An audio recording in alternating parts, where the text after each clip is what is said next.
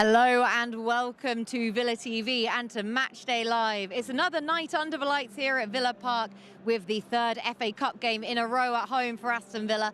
This time it's Championship opposition Cardiff City who take on Villa in the fifth round of the FA Cup. Villa looking to bounce back from a disappointing result away to Crystal Palace in the league, but a good opportunity still presents itself for a chance at silverware, with a win today meaning a place in the quarter-finals of the FA Cup.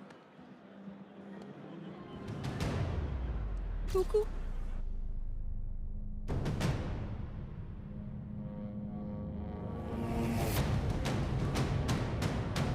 Watkins with a couple of step overs, narrow angle, gives a goal! Yes! It's Morgan Rogers! Ramsey inside the penalty box, early chance for Villa, Shane! Oh, it's gone in, the goalkeeper missed it! Still Leon Bailey, Marlin, narrow angle, oh, it's off the line, is it? It's Morgan Rogers!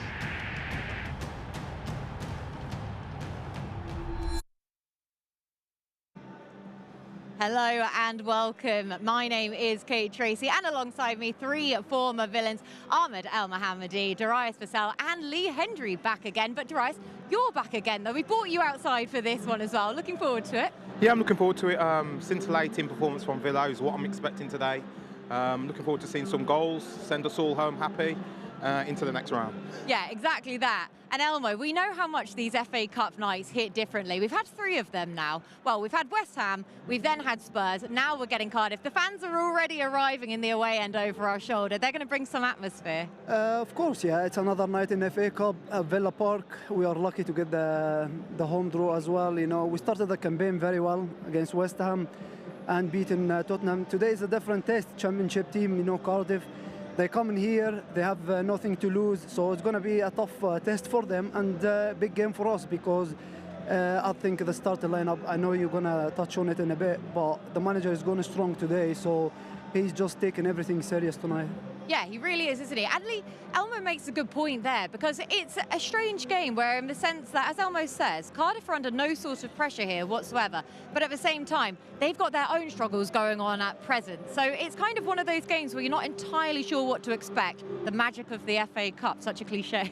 Yeah, no, it is. I mean, Kate, you're spot on, really, to be honest. It just, sometimes when you get away from the league onus, which they've obviously got pressure on and they're fighting for survival in the Championship. So I think coming into the FA Cup, it just gives them a little bit of relief. It takes that little bit of pressure off, and they're coming to Villa Park, which is a fortress for Villa at the moment.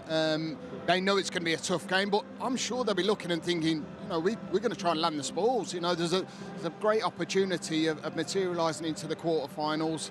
It's going to be a tough ask for them, I feel, but I think, you know, when you look at the draw and what we obviously had with drawing Cardiff, you just felt that we probably had the better end of the stick, really, and particularly with the ties that are coming up in the other rounds. Yeah, especially as we've had two Premier League sides so far, Darius, West Ham and then Spurs. So as soon as you saw that we drew Cardiff, I mean, you and I were looking then out of one of the boxes, weren't we, that the Cardiff players, they were out on the pitch really early. They got here super early. They'll be ready for this. Yeah, they look up for it. They're bright, they're sharp, they're out here ready. I see it as a potential banana skin. I think it's difficult when you look at games that way as a possible opportunity too early. I think what Villa are going to have to do is earn that. Earn everything they're going to get out of the game, earn it early, and then really show the quality that what they've got, obviously, later on into the game and kill it off. Definitely so. Right, should we get some team news? We're bringing it pretty early today as well, so this definitely is breaking news then at this point, starting with Aston Villa, who make 4 changes. Emi Martinez, after going off at half-time against Crystal Palace, does start in goal. Ezri Konsa likewise. John McGinn, our captain. Yuri Tielemans, as ever, in the heart of midfield. Marcus Rashford gets his start again. Ollie Watkins up top. Andres Garcia at right back. Marco Asensio comes back into the fray after he came on as a sub against Crystal Palace. Ian Maatson at left back. Lamar Bogard, Leon Bailey on the right. And of course then on the bench, Boubacar Kamara is the name that's really going to stand out there. Now, in terms of Cardiff, of course, there were 3 names we were really looking out for. Now they have Ethan Horvath in goal, William Fish, Gutas, Aaron Ramsey comes back into the fray, Chris Willock, Anwar El Ghazi gets his start back at Villa Park, Ruben Colwell, Perry Ng, Callum Robinson, formerly of this parish as well, Dylan Laylaw, and also Giles. Okay, lads, right, Elmo, starting with Aston Villa. We were expecting changes, not quite as many as we necessarily expected though, just the 4. Of course, yeah, with some players was out injury the last time, you know, especially Emmy. Everyone was worried about him, but he's starting tonight. Like I said, you know, the manager is just taking it serious, starting with Rashford and Asensio. What I like is, you know, he's resting Morgan today because he had a lot of games. He played a lot of games this season, so it's a good time for him to rest tonight and give another chance for another players, you know. So for Rashford, he started, you know, since he came to the club, he started very well.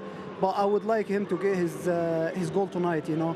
He didn't score yet. He made some great assists to Asensio the last time out here. So I like to see him today scoring goals, you know, to get off the mark. It'll give him more confidence for the game coming, for the Champions League games, for the Premier League games. So yeah, it's a good starting lineup for us. You know, the manager's taking it serious, and of course the players have to be professional today. Listen, like Lee said, you know, it's FA Cup. Anything can happen, you know. You see the last round, Liverpool being kicked out by Plymouth. So they need to take it serious tonight. Yeah, we should also mention, of course, it being the FA Cup, that Axel Disasi is cup-tied. Very silly rule. We won't go into that now, so he's unable to play. But as Elmo was just saying there, the fact that we've only made the 4 changes, but bringing Rashford and Asensio back into the fray. And I know a few people questioned it against Palace in midweek, why they weren't starting there after they had such a good game against Chelsea, but they're back in today.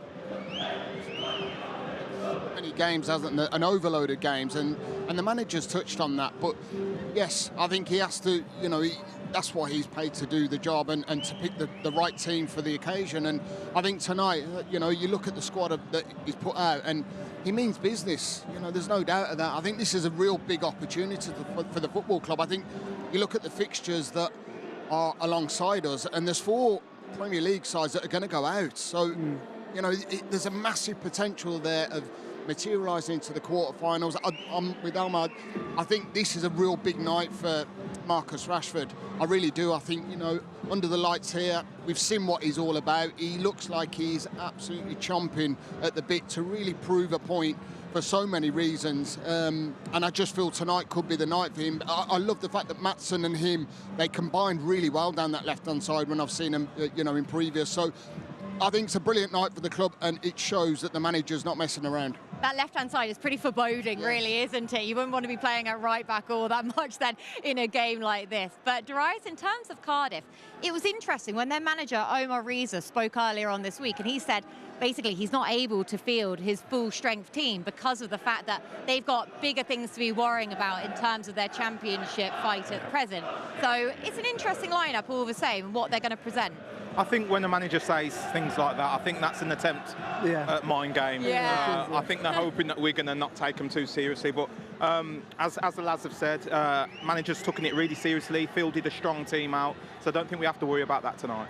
No. Anwar El Ghazi, you played with him, Elmo, back in the day, as we know. He hasn't been playing a whole lot for Cardiff this season, but great to see him getting that start because we know how talented he is when he's on song and getting game time. Yeah, he's a really good player, you know. I played alongside him. He had a great time with the club, scoring this goal in the play-off final, you know, against Derby in 2019 and get the club back to the Premier League. So it's the first time for him coming back, you know, playing at Villa Park again. He will be looking at the game tonight just to prove a point, you know. He's a really good player. He's a threat, you know. He's a tricky player. He got the ability to go 1v1. Garcia will have, a tough night against him tonight.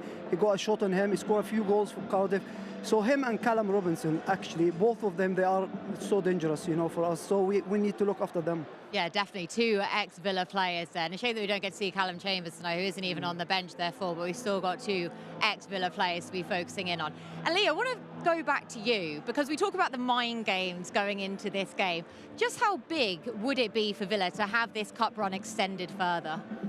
Yeah, it's massive. I just think, you know, that you get to a stage in the season where you've gone on a Super Cup run, and then you've got the great opportunity when you look at draws. And listen, you can't take anything for granted at all, but you do feel that there's something feels that there's something there this season. There really does. And I think with the squad depth that we have, I know that we've had injuries, obviously, that have set us back a little bit and maybe stopped us in our tracks with that consistency that we've probably missed. But this is an opportunity, I feel, to really go and feel that we can go and win this competition. I do feel that with the teams that are left in it, I think they're beatable. I think every single team are beatable, and we can beat most of all of these teams that are still left in, which gives us a massive opportunity of materialising on and extending what you're talking about. And I'm pleased that we've got you back for another FA Cup game, because I don't know if it's happy memories or sad memories that we're going to be talking about, the final in 2000. You've experienced this cup run,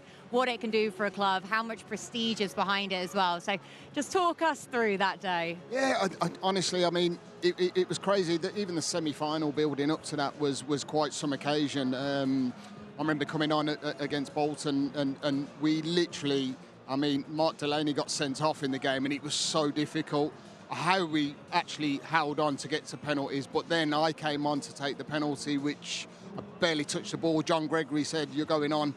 And luckily I put it in the far corner, which was quite relieving. But the pressure was hard walking from that penalty spot, from that centre spot, trust me. But listen, it was amazing, Tom. It wasn't the best cup final in the world. It was the last cup final at Wembley.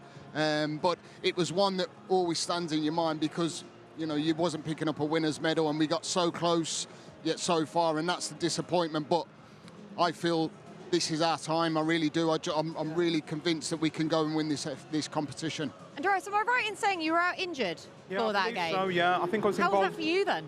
Well, I was watching it somewhere from the stands, probably. Oh, I mean, is that worse though? Is that worse being on the periphery, not able to do anything about it? Yeah. Was that the difference maker? It could have been, but I had every faith in the lads. But I think like you was right. It was one of those games. It got stifled out pretty early, and they were a top team. And it's just one of those things. But I'm with the lads. I think it is a great opportunity. I think if the fans get behind the team and don't allow the team to become complacent, like we've spoken, the quality should come through. Yeah, the fans deserve, you know, another trip to Wembley. You know, we haven't been there for a long time. I remember last time we were there, against Man City in the Carabao Cup final, you know, in 2020. Yeah, you were part of that team, of course. Yes, 2020, and, I was disappointed to lose the final as well, but was against a great team like City. So it's really important for us, you know, in this campaign. Like, you know, the lads said, it's not big teams in this competition, you know, anymore. So it's a good opportunity for us, and it's the fans as well, you know, with the Champions League and everything around the club deserve, you know, another trip to Wembley. I think it shows where the football club is actually at, and I keep saying that, you know, this is a massive football club, and I almost just touched on it. The Champions League, you know, we've materialised into the last 16, which is again, I feel is a great draw for us to go and kick on in that competition. League, listen. You look at the league and the whole perspective of where we are and what we've achieved, and the amount of games that some of the squad and the team are having to put themselves under the strain and the stress, it's difficult, and that's why I feel that one of these competitions is there for us to certainly go and grasp. It'd be great to see us win the Champions League, there's no doubt of that, and that's what we all want, but I do feel we've got silverware in our grasp at the moment, and it's down to us to come and perform on nights like this and show the fans, and it's not just about the players, it is about the whole football club and actually going and having a fantastic day and bring some silverware back. I tell you what, I'm just so impressed how the three of you spoke about the heartbreak then. That was really well dealt with, lads, so very impressive there indeed. Right, should we hear from our gaffer then? Unai Emery, as always, sat down with the media yesterday afternoon. Firstly, is the respect for the competition. Secondly, respect every teams they are now competing in this round. Of course, Cardiff is championship team, but we have our experiences last year or 2 years ago with Steven Edge, for example, and in Cup we weren't being successful last year and 2 years ago. And of course, we are playing at home in Villa Park, and we have to feel strong. But to be consistent is our challenge. And through the respect of the competition of the teams, the opponent teams, we will start being consistent and then playing, trying to build our team again with our our new players, with more or less some tactical change, maybe because to try to feel the players comfortable and understood to this the first objective I have, and I think through it we can get playing better and being consistent. And tomorrow this is our challenges, not individual challenges, collective challenges in this competition, in FA Cup, respecting the competition, the opponent, try to build our structure as stronger as possible with the opportunity we have tomorrow. We are being consistent in this competition this year. We played at home against West Ham against Tottenham, and we played fantastic 2 matches, and we won. And tomorrow is again the opportunity to try to keep being consistent. And our demands are in different ways, individually, collectively, get confidence, get comfortable, try to transmit our support as well, our wishes in this competition. And of course we are not contender, but in case we can continue in this competition, we are going to be closer to compete for something important. Yeah, great to hear from Unai as always. And Darius, we talk about mind games. Unai was joining in with his fair share there as well, saying we are not contenders for the FA Cup. How much you buy into that? Yeah, of course. It's got to be done, hasn't it? Whatever way you can win a football match, you've got to try and put the stuff out there. I think mind games are real, they exist, but at the end of the day, the lads have to go out there and technically be as good as what they are and go and get the job done. And I think, I don't know if you lads remember the feeling, it's up to us, isn't it, as players, to go and get it done. So I've got every faith in our lads. Yeah, every faith in them for sure. But Elmo, he did give a welcome reminder not to be complacent about the opposition, no matter what league they're in. And he name-checked Stevenage, League 2 at the time. Of course, that'll be fresh in Unai's mind. It was a couple of years ago, but right at the start of his tenure, beating Villa in the 3rd round. Yeah, he experienced that before, playing against, lesser team in a lesser competition. So, like I told you last round, Plymouth, just knocked out Liverpool. No one expected that. It's a FA Cup and it's a night game. Like I said, Cardiff has nothing to lose tonight. But what the manager is saying there as well, you have to be consistent. And, it was a very disappointing night. In the midweek against Palace, on Tuesday. But what's the beauty thing about football? It gives you another chance, and so quickly as well. So tonight is a great chance to correct things, and to have something to just to win the game and just shut everyone up, just to win tonight, and then everything will be happy. Everyone will be happy, and look forward to the Champions League. Yeah, and Lee, Unai talks about the fact that this might be Villa's best opportunity to get into Europe again next year. Of course, we've seen a few little stumbling blocks there in the league of late, but if we don't win the Champions League, not to say that we're not going to, we're all, of course, in hopes that that's going to happen, but the FA Cup might well be the best avenue, and Unai's fully aware of that. Yeah, I think it's a valid point, isn't it? And he's got every right to obviously play the mind games, because listen, this is going to be Cardiff's cup final this evening. There's no doubt of that. They're coming to a stadium that's going to be packed out. Their fans are going to come down in their numbers. But you do feel this is another option if all fails in the league and obviously the Champions League. So, yes, we've got 3 real good stabs at it, if you like, when, we're only in touching distance from the top 5, which I do feel it will be 5 places for the Champions League. But, I just think if we can, as Elmo said, you get that little bit of momentum going again, a strong finish to the season. Why couldn't we end up finishing in the top 5 and winning both competitions? It's there for us to grasp, and I feel that what's been most important is having the likes of Boubacar Kamara come back into the squad. Injuries are starting to come back into the forefront. So, listen, we've got a great opportunity, and the manager's dead right. Can't take anything for granted, whether they're, struggling in a relegation battle in the Championship. They need to be bang at it this evening. Yeah, so much still, like you say, to look forward to for the rest of the season. It's for real home straight now, isn't it then? So chance to give everything then for the lads in every competition that we're still in. Right, plenty more build-up to today's game in just a few.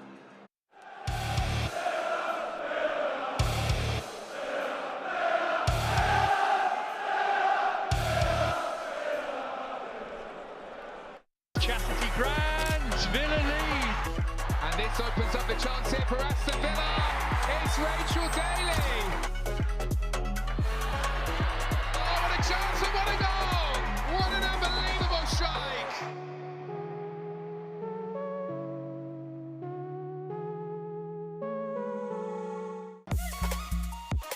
It's given away. What a glorious chance now for Villa to take the lead. But RB Leipzig, yeah, RB a great spell. Can they score in it? Yes, they can. Good ball as well. The header. Oh, it's in. Roggio, right-footed. He was never going to miss. Absolutely superb for the Villa youngsters. Villa Podcast. I don't really like to talk about myself that much. It's all I've ever really known. It's all I ever wanted to do. For a large part of my life, I didn't think it'd ever be a possibility to be just a footballer. You know, your teachers made sure of that, telling me that every day when I was in maths, like, concentrate in maths because you're never going to get any money being a footballer. Shout out to them. An opportunity came, you know, going to university, get a degree. I just made the decision one day. I was like, I'm going. Like, I can always come back, and it was the best decision I ever made. Because I'm so driven and so ambitious, like, I always strive for something like what's next. There was just something about Villa that just like lured me in. I wanted to be a part of that journey and help grow it. Complete euphoria. The way we won was exactly how we were supposed to win. Watch the full video version of the show on Villa TV now.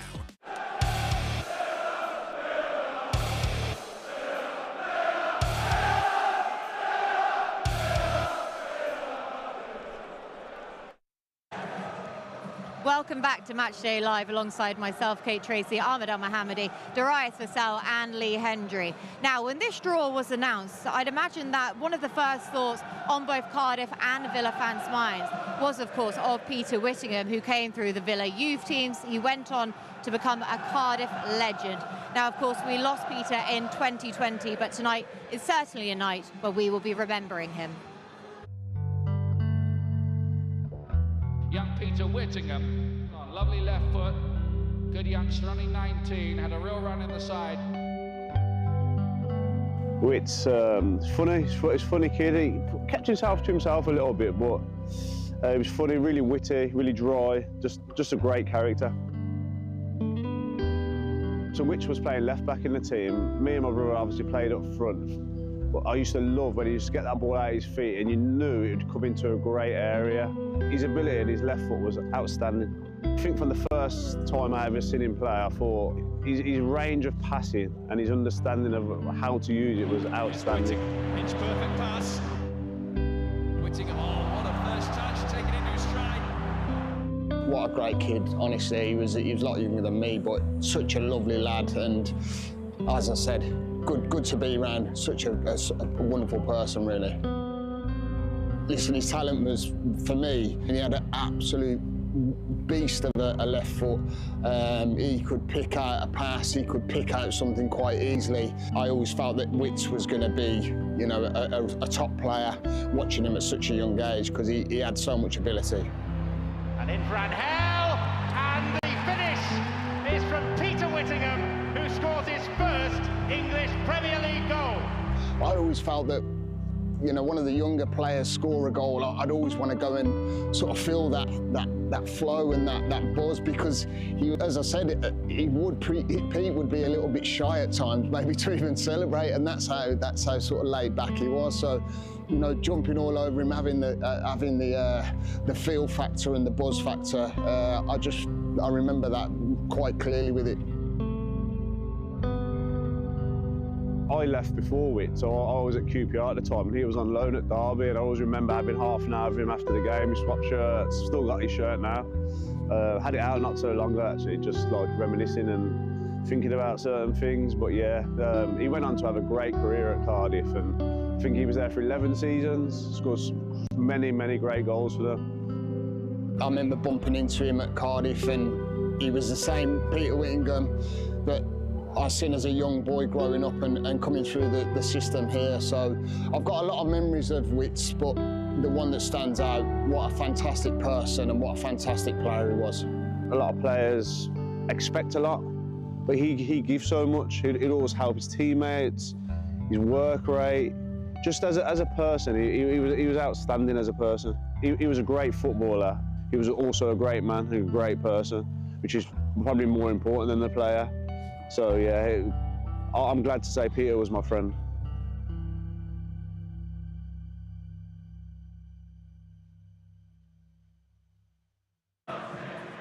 Yeah, a really lovely feature there. Of course, hearing from Stefan Moore, Villa's 2002 FA Youth Cup winning captain there. And Lee, yourself speaking in that as well, but a really lovely tribute. Yeah, I mean, it's amazing, isn't it?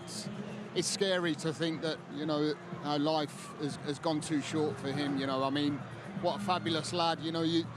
We take life for granted at times, and I mean, when I heard the news, you know, with Peter passing, was just, I mean, it was heartbreaking. Even just listening to Steph there, you know, I mean, you know, wit's well enough. He was such a lovely lad. He had great little wit about him. He was such a, you know, a chilled out. Yeah, and he found his feet a little bit, and he got to know the lads, and we all sort of stuck together. And I mean, just seeing that there, he scored some fabulous goals, and you know, you've touched on, he probably didn't get his game time here as much, but I knew and never doubted that he had ability, and it's just a crying shame for him, you know, that he's not here to witness and see this again, and you know, heart goes out to his family. It's absolutely devastating. Completely echo those sentiments fully there. And Darius, you of course played with him as well. Just what was he like as a person? Yeah, the lad's got it spot on, to be fair. He kept himself to himself, he was quiet, but I just remember as he was getting older, he started to bubble up a bit, and he had such good humour, didn't he? And good wit. I think when you're a young lad in a football team, you want to be respected by your teammates. I think everybody respected Peter, not only because he was a good person, but because he was so good at football, and I think that was his gateway, wasn't it? Yeah, got on with everybody. I remember meeting up with him after when I'd left Villa as well, and I was so amazed that he was the same character, you know, like the fame hadn't changed him and things like that. Really disappointing, but he's such a great person. Wherever he is, someone's buzzing that they've got him. Yeah. You know what I mean? So. Ali, what was he like as a player? We've talked about him as a person, but what was he like as a player? We know what he went on to do. He became a kind of legend there, but what was he like on the pitch? Yeah, do you know what? I mean, I'd watched a bit of Peter before he'd sort of come into the first team, and I mean, he had a brilliant left foot. You know the thing. You know, one thing that always stood out with me, he could produce something quite unbelievable, and you would go, oh my word. But that wouldn't really, you know, it wouldn't baffle you as much. But it was just the fact that he had, you know what he reminds me of? He reminds me of like a bit of a Cole Palmer, like a really like just nothing phases him, nothing really gets in his head, nothing worries him. And if he gets it wrong, he gets it wrong. He doesn't take it to heart. He just gets on with his game, and that's how I always remember Wits. At times, I wanted to sort of say, "There's more in there. There's more. I can feel it." But it was just his mentality. As Darius said, you know, he built his way into feeling comfortable around the lads. But again, I've touched on what a fabulous left foot and a great player. He scored some wonderful goals. And Elmo, I was reading and I was watching and listening to a few things all about Peter on my way in today, and they were saying he was one of those players where you had to be there to witness him in person to realise how good he was. And it was just a moment of magic out of nowhere with that left peg. Of course, I haven't played with him. The lads played with him. They know about him more than me, but I played against him a lot of times when he was at Cardiff. You know, he was a great player. More importantly, a great person. He was just respected by everyone, the fans and everyone. And to be honest, you know, it's a great touch by the club tonight, inviting the whole family tonight up there to watch the game. Great touch by the club. Yeah, really lovely touch and really well said as well there. And of course, it goes without saying that all of our thoughts are with everyone closest to Peter Whittingham today.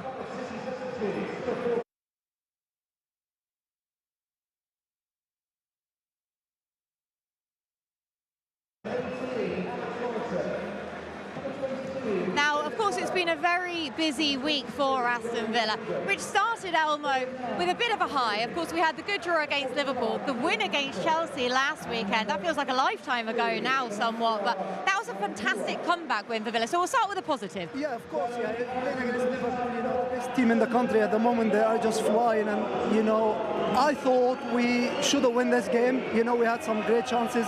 Malan in the last kick of the game could have won it for us. And the lads reacted very well, you know, to 3 days later playing against a team who's is in good form now as well, Chelsea, and beating them after 1-0 down. So it was great reaction from them. But, you know, the game against Palace in the midweek was just disappointing, you know. And like I said, you know, the beauty about football, it gives you another chance so quickly. And tonight is a good chance, and the manager went in a strong team tonight. But what I like, as well, resting some players, some injury players coming back to the team. Bouba Kamara, like Lee said, on the bench. Tyron Mings, Boa Torres will come back in the midweek as well, So it's great to see everyone is coming back to the team because there's so many games, Most important period in the season that's coming now, the last 2 months of the season. And we have so many games, FA Cup, Champions League and the Premier League, so we should finish strong in this competition, So it's great to see everyone back now. This is the final push with so many competitions still to take aim at. But of course, Darius, the players that we brought in January, Asensio and Marcus Rashford, from what we saw of them to combine against Chelsea with the 2 assists, with the 2 goals, that was fantastic to see just how devastating they can be. Yeah, of course, yeah. I think the whole stadium's waiting to see Rashford burst the net with a goal, and I'd love to see the reception that he's going to get, when that finally does happen. I think it's due. I think Lee got it right. It's probably due tonight. I won't be surprised if he does get a goal, and I think the fans, deserve to support him and be there for him. He's not going to be here forever, and this is a great chance to be a hero. Yeah, exactly that though, isn't it? It's a chance to be a hero, but he looks confident. We've heard the headlines already this week, or even, I think it was just yesterday actually, Lee, wasn't it, of how comfortable he's already feeling at Villa, and under Unai Emery he feels that he can be the player he's always wanted to be, which we know is a top draw player. Well, listen, don't rule out him not being here, forever on, because 40 million we've got into. Yeah, well, listen, we've got a top manager that is running the ship here, and that's where you've got to understand is that sometimes people find their way away from where they've been so comfortable, and that's where Marcus probably has been a little bit too comfortable at Manchester United, and he's needed a different voice. He's needed someone who's going to drive him and get the best out of him, because I'll tell you something, Marcus Rashford, not so long back, was one of the best players around, and he's still got it in him. He's still young, he's still fit, he's still got the hunger. We've seen some of the things he's been doing, get back and making challenges that's probably not in his makeup of his game. So, listen, let's not rule any of that out. Let's not rule any of that out. Sorry, just as that touch. No, we're totally used to this by now, aren't we, to be honest? But yes, I just think that, we've got a special player here, and I think what the manager's done, he's slowly, gradually built him into the team. Same with Marco Asensio, who's an unbelievable player. This is where we're getting to the business end of the season, where, as Almo said, we're getting key players coming back into the squad, and this is where I feel not just us being inconsistent away from home, but lots of the teams above have been inconsistent. Man City have been losing games. You can go along the board, and that's why I feel if we can get a good run together, we get our main players and experience back, I think we've got every chance of really competing in every competition that we're playing for at the moment. You feel and you hope like we've weathered the worst of the storm now, because as Lee's just been saying there, Darius, the players that we've been missing, we've got the last few months, who knows how long we're going to have Marco Asensio, Marcus Rashford for, hopefully longer than the end of the season. But even Marco Asensio, how well he has taken to the Premier League as well. You can see from his celebrations the other day. I mean, the fans have really taken to him. He's got a fantastic chant, might be slightly recycled, but everyone has really embraced him, and he's embraced the club as well. Yeah, and we look forward to more of that. I think a testament has to go to the staff at Villa, the sports scientists teams, the physios and all that, for keeping the players in tip-top condition, because I think these guys are right. It's such an important time of the season. If Villa can finish strong, what a chance that we've got. We do feel like we've been waiting, haven't we, just to lift that trophy. Got a great chance. Definitely that. Now, we've got to touch upon the elephant in the room. Elmo, you did just touch upon it briefly there, but we better talk about Crystal Palace. Was it an experiment that just went slightly awry? The first half wasn't bad, but of course, we know that once we chuck on all of the attacking options, you're leaving yourself pretty susceptible to counter-attacks at the back. Yeah, of course, we got a top manager. He's very experienced, and he just looked at the game, lost their 6-1 last season, or 5-1 or something like that. So it's a tough place to go, and then they've been flying, to be honest, Palace. They've been in a great form. So the manager looked at Rashford and Asensio, maybe they come in the second half, and to finish them off. But the thing is, it was a disappointing and an off night for everyone. Oli Watkins scoring a goal. I don't know for one reason, why it was disallowed. So something, was just off at that night. But like I said, it's a reaction. The manager needs a reaction from the players. And tonight is a good night to react, for so many reasons. And you got a very important game coming in the midweek as well. So it's a good test tonight to prepare yourself for a midweek. Now, Lee, on Crystal Palace, it wouldn't be a Villa game in the Premier League without some sort of VAR controversy. We had 2 goals that were in the back of a net that were ruled out for being offside. One of them with the usual slightly pixelated photo that we tend to expect from VAR. The images that they get at Stockley Park maybe aren't of the highest degree of quality. So that was a tricky one to stomach yet again. Yeah, well, listen, it is, and I think VAR is nowhere near perfect. We've known that, and listen, some have gone for us, some have gone against us. I think, as Almo said, I think it was one of them evenings where it just wasn't quite for us that evening. It's always been a tough place for us to go. Palace are flying. You can't hide behind the fact of, listen, we could have had this and we could have had that. Decisions can always go against you in football. It's how you react to them, and that's where I feel a quick turnaround before we know it.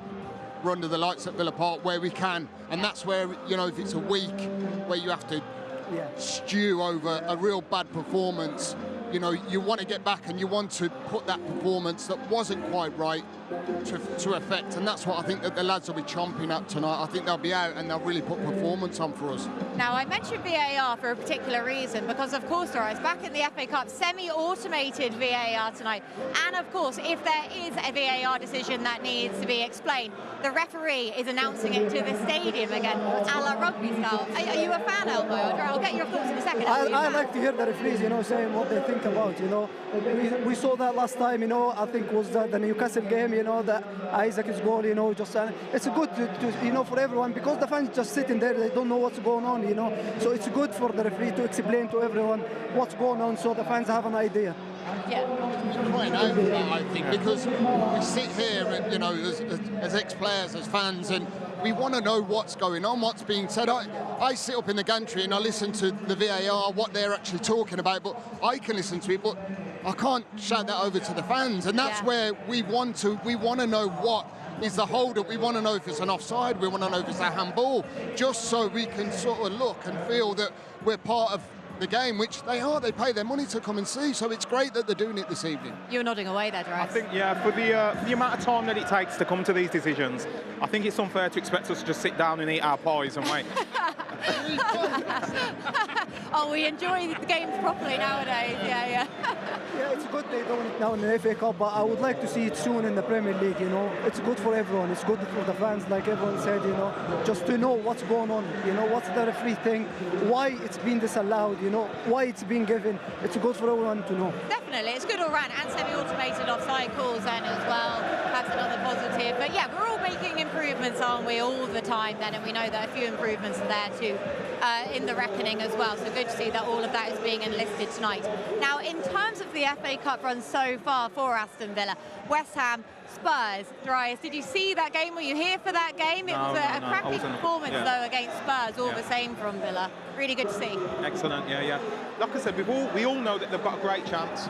I don't see this game as an easy game at all. I see it's a potential banana skin, and I think if the manager is giving that message to the players, and the players go out there and understand that, we've got the best opportunity we've probably had in years to go away, finish the season with a massive trophy. It's a big one, isn't it, Lee? The FA. That's why I think with the 4 Premier League clashes in this competition, I do feel that we have had a really good draw, but let's not forget we had to play West Ham, we had to play Spurs and beat them to get to where we've got to. So we're on the incline of having a real good result. This is going to be one that you get past, and then all of a sudden you start to think, well, there's 4 Premier Leagues teams out. What draw can we come up with? I said, all of the teams that are left in it, we are capable of winning. Yeah, and as you say, it shouldn't be underestimated, the Premier League size that Villa have beaten so far, because the Tranmere against Spurs previously, and of course Plymouth against Liverpool as well, Elmo.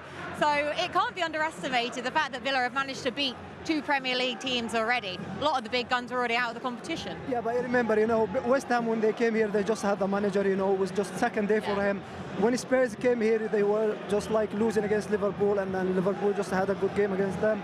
So today, it's not an easy game. Like everyone, it's not an easy game in football, Either you play a Premier League side or Championship side or League One. We had an experience before being knocked out against a League One side, so it's not an easy game for football. Just, the message from the manager to the lads today, just be professional, do your job, go out there, enjoy it, and just win the game. It's simple as that. Yeah. Now, Doris, one player I want to ask you about, Morgan Rogers, and how important he has been to every single competition so far for Villa. And we've seen some magnificent goals of him of late as well. And of course, he got that hat-trick against Celtic, but he too on the score sheet against Spurs then. So just great to see him in such flying Brilliant, form. yeah. Brilliant to watch him play. Breath of fresh air for the fans watching him play. I think he's a good example to young players as well about how the game's played now in the modern day. And I'm looking forward to seeing him at some point today. I'm sure he's going to relish the opportunity. Yeah, hopefully so, because he needs a rest at some point. We know how many games these lads are playing at present, so he is entitled to a break. But if he comes on, Lee, we know how devastating he is. He's been such a big player for us this season, you know, in an attacking mind, goals, you know, everything that he's done since he's come to the football club. I wouldn't say he's overachieved, I think, because I think he's blew a lot of people away of what he's all about, his physicality, the way he can run with the ball, the way he can score goals. I still think there's a hell of a lot more to come from Morgan. And I think now's the time maybe for him to sit and just watch a game here at Villa Park and really just relish the fact, put his legs up, whether or not he does come on, hopefully he doesn't have to, that he can have that full rest and come back feeling fresh a full week where, you know, I'm sure that the guys will certainly go away and rest up and get ready for the fixtures to come. But, you know, there's no doubt he has been such a big player at this football club. And, as I said, he's still a young man that's learning his trade. Yeah, and you make a really interesting point there as well that I just want to go a bit more into detail on. You say sitting on the bench today and being able to observe the game. He's never sat on the bench, so he never gets to see it from that perspective. Does that sometimes give you an extra little advantage that you're not used to, being able to just observe how it's happening in front of your eyes? Yeah, I think that's what we've seen I think we've seen like the likes of Marcus, we've seen the likes of Asensio, literally watching, and when the performance is as good as it is, and we have seen here, you start to think, I want to get back out there, I want to get my boots on, I want to be a part of that, and it gives you that it gives you the hunger and desire to think, I don't really want to be sat here, I want to be the main person. And I think he has stated, hasn't he, alluded that he wants to be the best player, he wants to achieve his goals, and sitting on there, listen, it's time for him to rest up, but it will give him something to look at, observe. What can Marcus do? What does Asensio do different?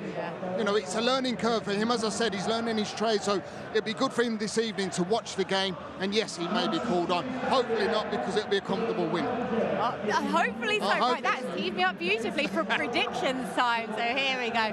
Elmo, I always like starting with you. You always set quite a lofty benchmark. Predictions for tonight. I'm going 3-1. Goal scorers? Asensio, Rashford and Oli. Okay, 3 different goal scorers as well. I'm so pleased you said that, because that's what I've already done in one of my preview videos for today as well. 3-1 win for Villa. Darius? 3-0, I'm going. Not to concede that elusive clean sheet. Ideal, more confident. Scorers, Rashford too. And Asensio, Nice, nicely done, Lee. I'm going to have to go something different here, Anna, but I think I'm going to go. Do you know what I'm going to do? I'm going to go 4-0. And I'm going to drop a big one in here. I'm going to go Rashford hat-trick. Oh, yes. I'll leave it there. Oh, leave it. Just mic drop at that moment. You know what? That was the perfect mic drop there and then. Right, lads. Thank you so much for your predictions. So much, though, coming up on Villa TV over the coming days.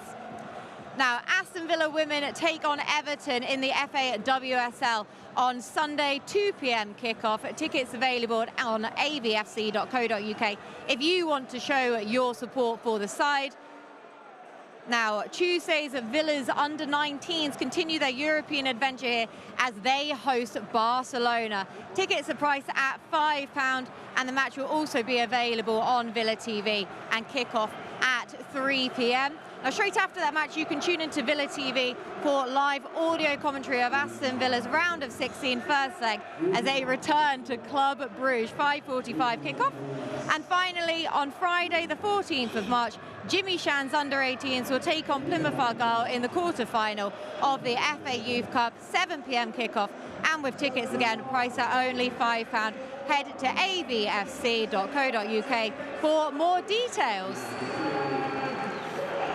But as I I say, we are just moments now from kick-off. It's starting to get loud in here already. The Cardiff fans are out in full voice, if you've been able to hear them over our microphones. But lads, thank you so much again for all of your hard work and efforts tonight. Make sure to head to Villa TV for commentary. Mark Regan, your commentator tonight, alongside Brian Little.